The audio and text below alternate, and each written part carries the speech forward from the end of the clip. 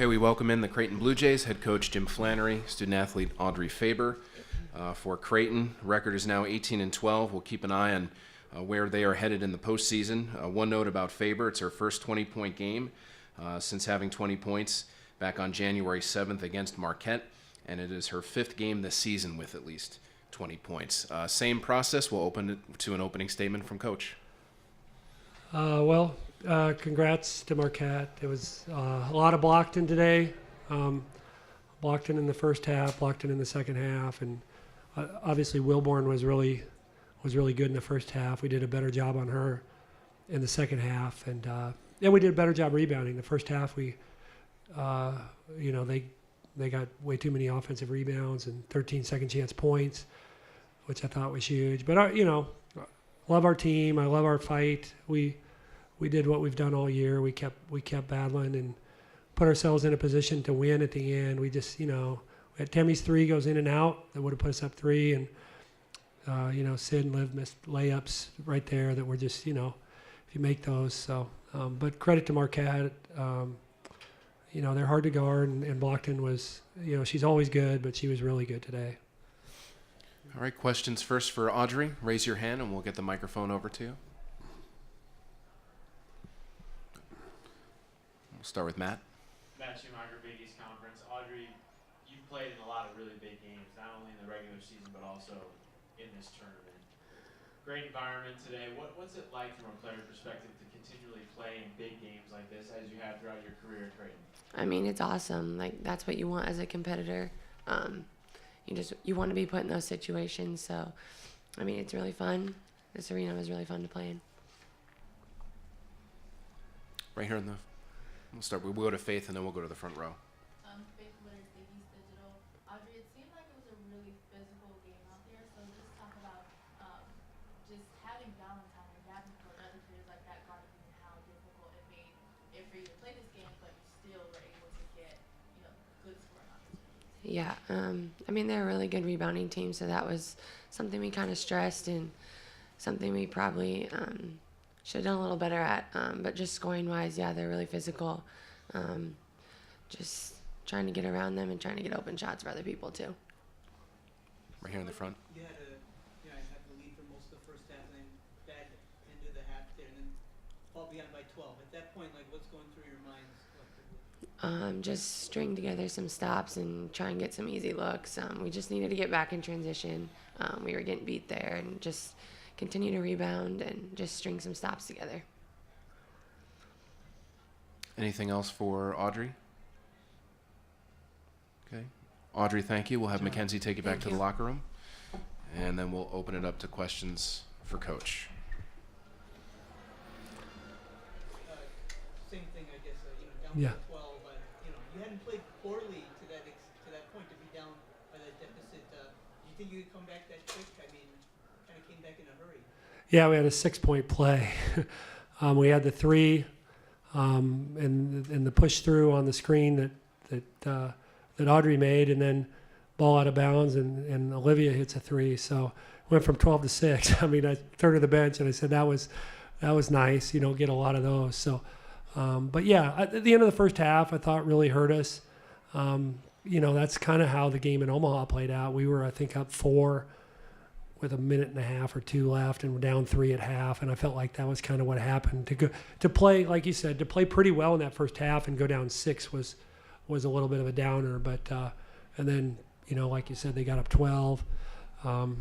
But we fought back, and like I said, that 6-point play was huge because I felt like it propped our team up. I felt like our body language, not that our body language was poor, but that's a huge boost to a team to see it go that quickly back to a 2-possession game. So and then we downsized the last quarter and a half a lot. We played Audrey at the 5, which is a better scoring lineup for us. It's not as good a rebounding lineup, but I felt like we were in pretty good shape. So and then Davenport, like Faith said, Davenport or Valentine or one of their 5s has to guard essentially a perimeter player. So we were in good shape. After that 6-point play, we were in pretty good shape the rest of the way until the last few seconds.